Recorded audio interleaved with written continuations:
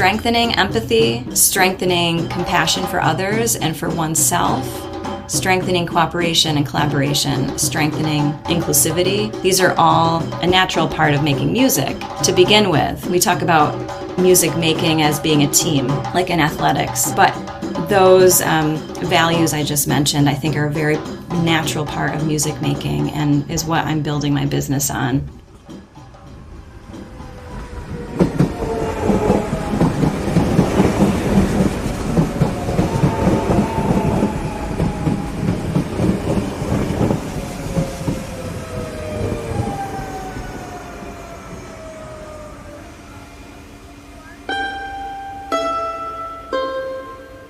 Welcome to Towards a Kinder Public, a podcast exploring issues in public space and ways to design kinder space that better meets our interconnected needs.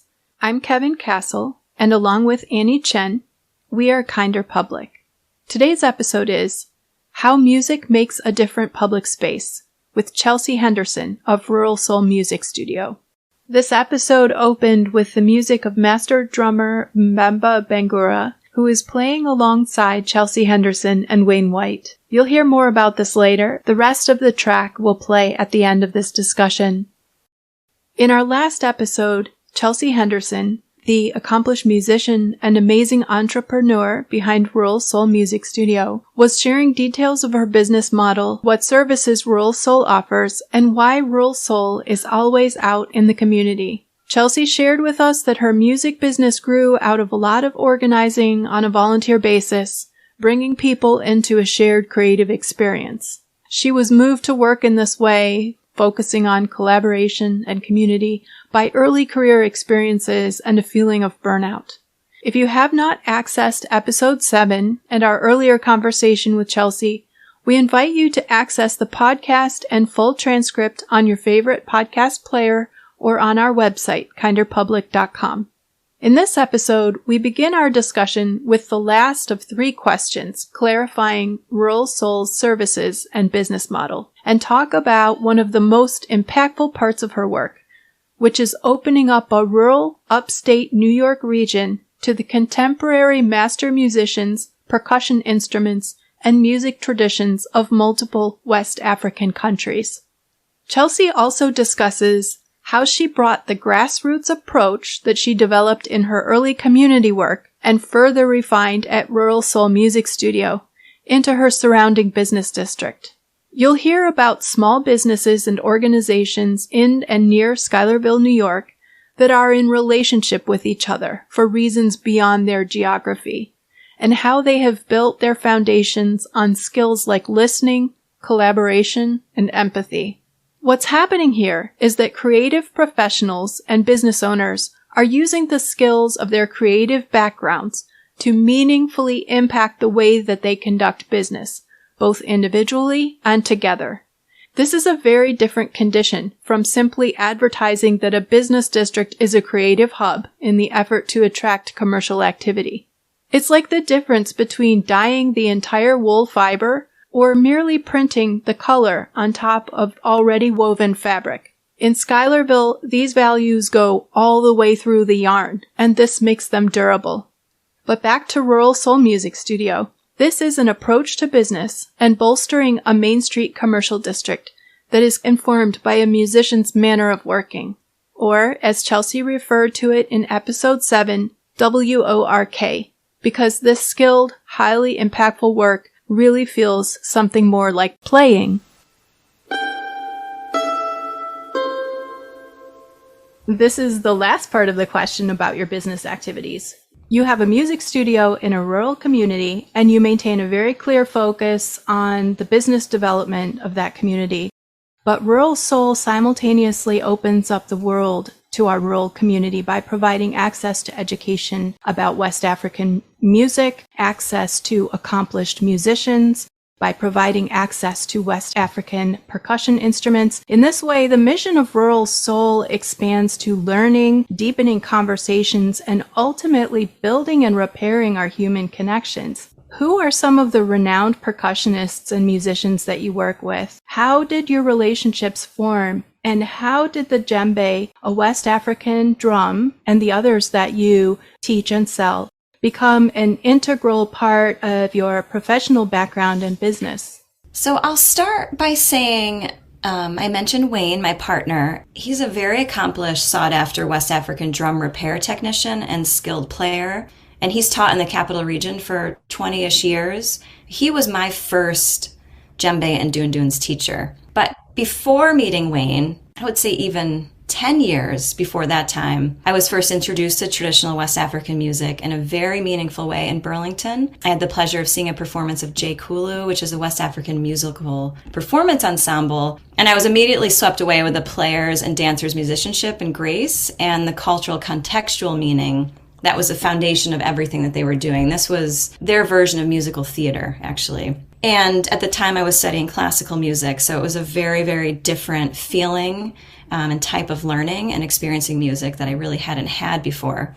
And in that time, I had linked the Easton Library to that group, J. Kulu, 10 to 11 years ago. And Easton Library hosted the group with a grant funding for a special day of workshops and an evening performance. And it was at that evening event that I first heard about Wayne. I was all aglow with this energy. I'm like, we really need to have this here on an ongoing level for so many reasons. But just on the musical side, just all the benefits of drumming, I just could feel it all, just even that evening. And I saw the joy in people I never envisioned jumping up and dancing. We're doing that during the J. Kulu performance. So I first heard about Wayne there, and I jumped at meeting him so that I could pitch this idea of offering West African drumming classes for kids at the Greenwich Studio, because this was right when the Greenwich Studio was starting. And then my hope was later connecting with the masters and forming partnerships with nonprofits such as libraries, the Dance Flurry Association, and other community-centered arts groups to be able to host them with proper financial backing and promotion in our community. So little did I know that Wayne had a deep well of love and respect for this music and these instruments, which he had studied for countless hours years before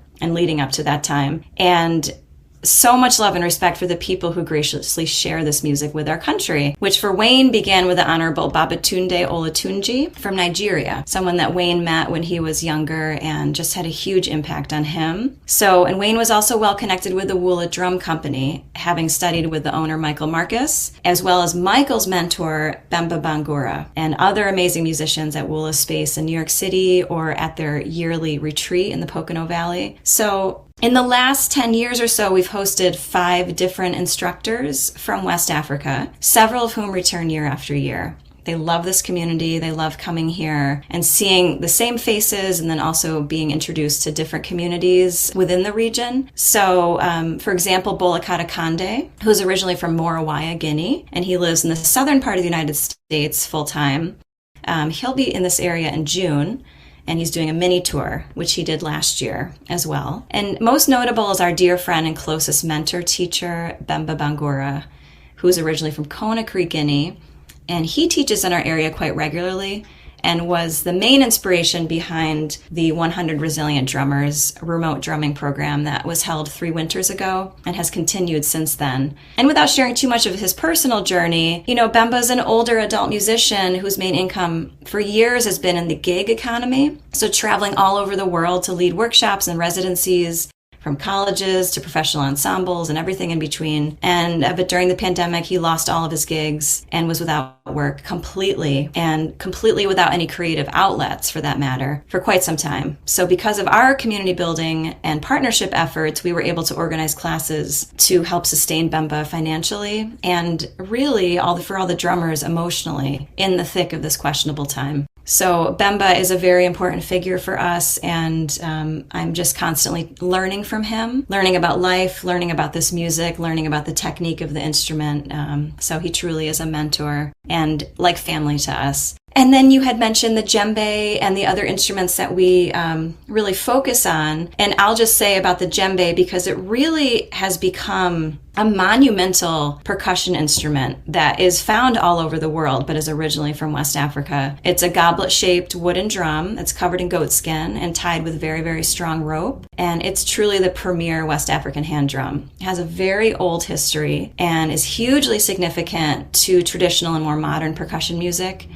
It was invented anywhere from 400 to 800 years ago. There is no known story of where the first djembe came from, but there's, of course, all kinds of beautiful tales of where it could have come from that I really enjoy learning about. But we do know it comes from the Malian Empire. Pre-modern day countries such as Mali, Guinea, Senegal would be from that area. But to me, the djembe symbolizes community building. Just the sound of one can draw attention from far away. But then that collective force, that collective expression when you're drumming with a group of people and synchronizing, and there is scientific evidence behind that. You know, when people are drumming together and your breath and your heart rate can start to synchronize, building community to the highest extent. I actually was going to ask about that while you were speaking about the story of Rural Soul contributing to the wellness of musicians through a very difficult time. The musicians were contributing to our wellness as well, and I felt such a kind of sustenance through the online drum courses that we were following in 100 Resilient Drummers, and every time I sat down with it, it was a very healing moment. And so you just touched on some of the background and the why of that relationship between the music and the drum and wellness. And thank you for saying that. And I get chills when I think about it, but also that, you know, culmination at the end and we all gathered, you know, we're learning remotely together and we have that time together. But I remember that feeling, and I will carry it with me always, when we first all met at Hudson Crossing Park, and we all have our drums and we're in this big circle and Bemba is there in person, and just how... Oh, I don't even know the words for it, but I always use the word elevating when I'm teaching drum class and such, because I do start to feel like I'm literally lifted off the ground when I'm teaching, performing, learning, whatever it is. The vibrations just pull you right off the ground. So yeah, thank you so much for speaking on that. It was a really big thing. Thank you for making that possible. Thank you to Bemba Bangoura for being there and for supporting us with his talents and expertise. It was a beautiful moment, so impactful. Rural Soul seems to be very much animated by your personal values. One human family was one of the messages shared at 100 Resilient Drummer class and drumming meetup, which was a huge event. Your business activities, though they are open and collaborative and fast-moving, are pushing towards a vision. Would you agree that personal values are the core of your approach to business? What are some of the underlying core values of Rural Soul Music Studio, and have these shifted or clarified over time? Do you find challenges in continuing to center values as your business grows? Or do you find that your clear expression of values resonates with others and builds reinforcing layers in your community? Yeah, I would agree wholeheartedly that personal values are the core of my approach to business. And I believe I touched on some of those values and other answers, but to be really clear, strengthening empathy, strengthening compassion for others and for oneself, strengthening cooperation and collaboration, strengthening inclusivity. These are all a natural part of making music. To begin with, we talk about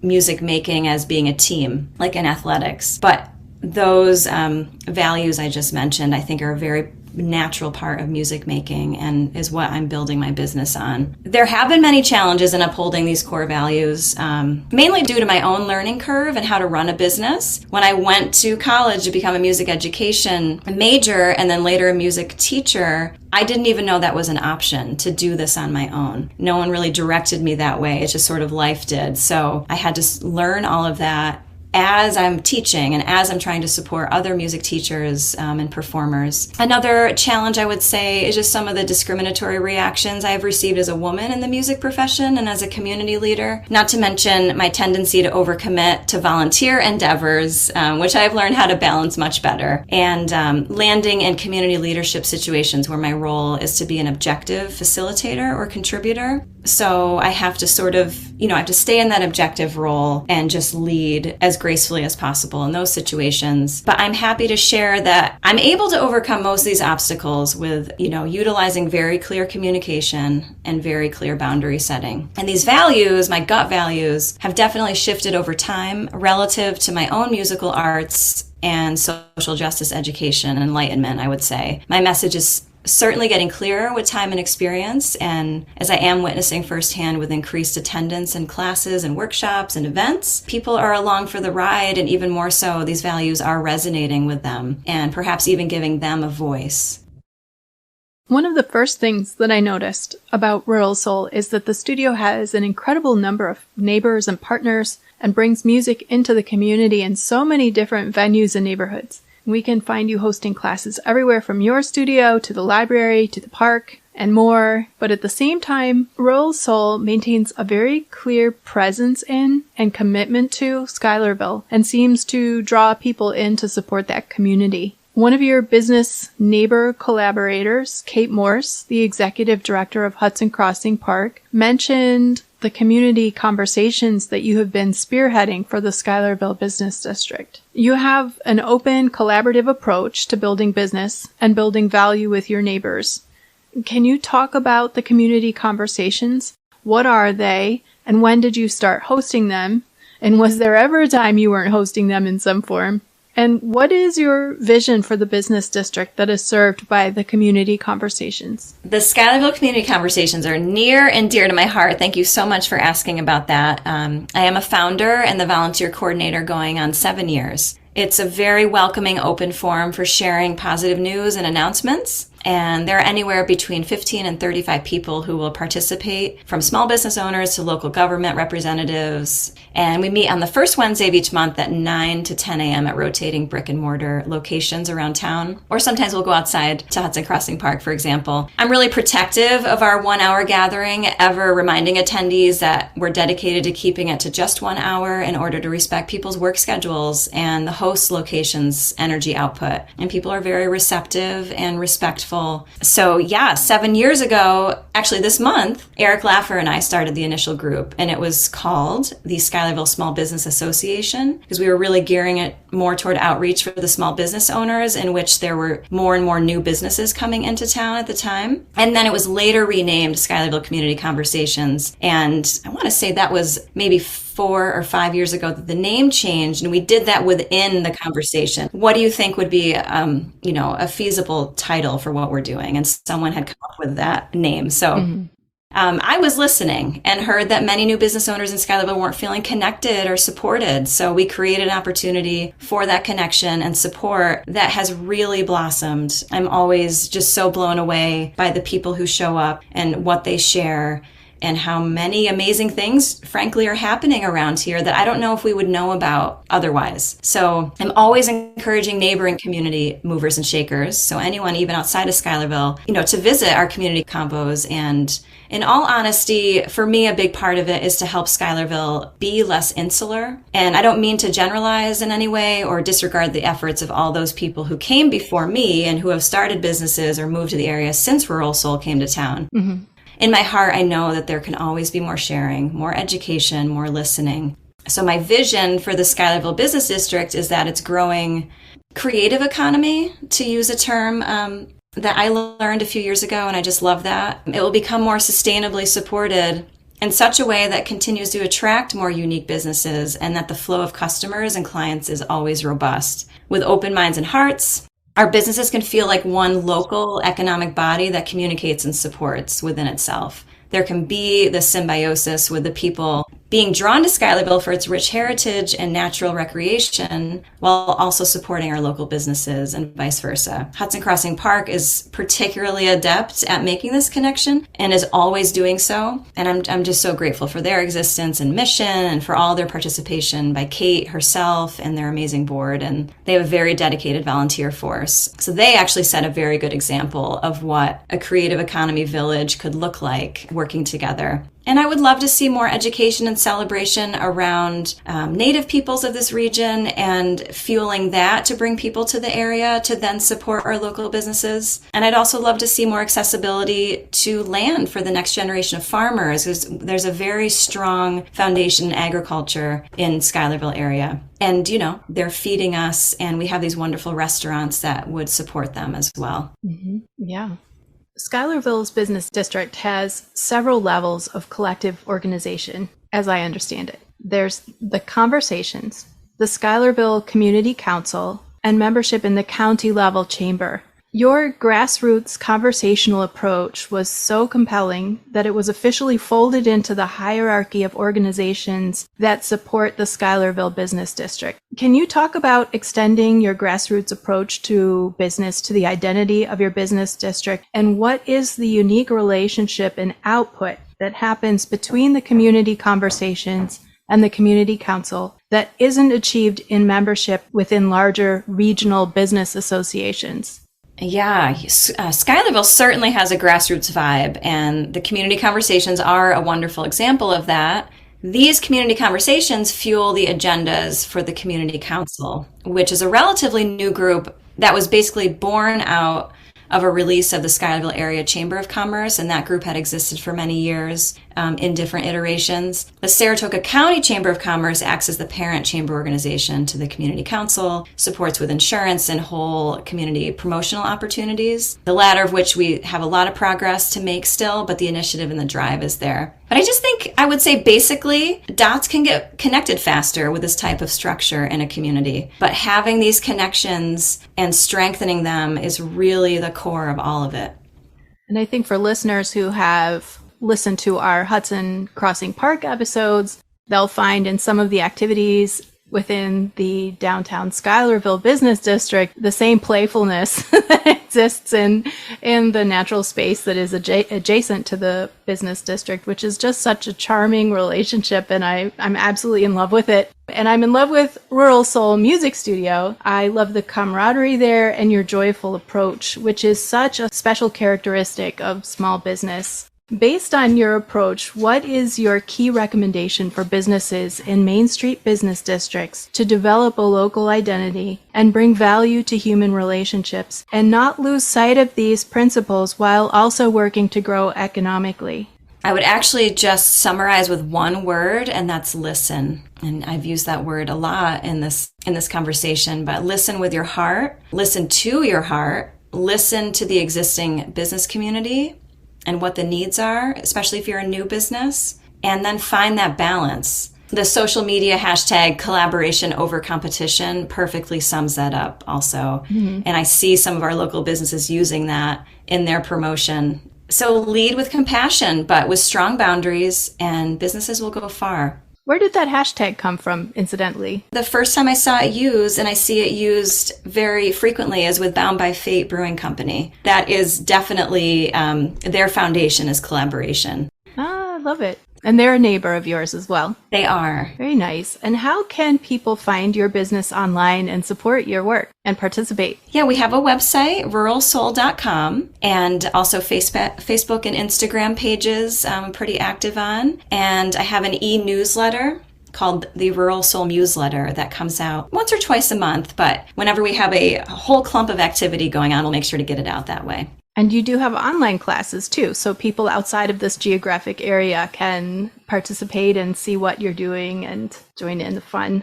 Yes, the online classes are typically just in our winter months, but the Resilient Drummers program, which you had participated in, mm-hmm. that is, I'm hoping, will be ongoing every winter. Great. I look forward to joining again. Chelsea, thank you so much for your time and for sharing all of these ideas with us. It was really a lovely conversation. Thank you so much, Kevin. Subscribe to Towards a Kinder Public on your favorite podcast player and leave us a rating and a review. We would love your feedback. To share information about issues in public space and spaces that are doing things right, email podcast@kinderpublic.com. Links to more information about the guests and topics mentioned, as well as a full transcript of the conversation, are available on the podcast section of our website, kinderpublic.com. Visit our website to learn more about our work. I'm Kevin Castle. Our guest has been Chelsie Henderson of Rural Soul Music Studio and Earthbeat Drum Shop. And now enjoy listening to master drummer Mbemba Bangoura, Chelsie Henderson, and Wayne White.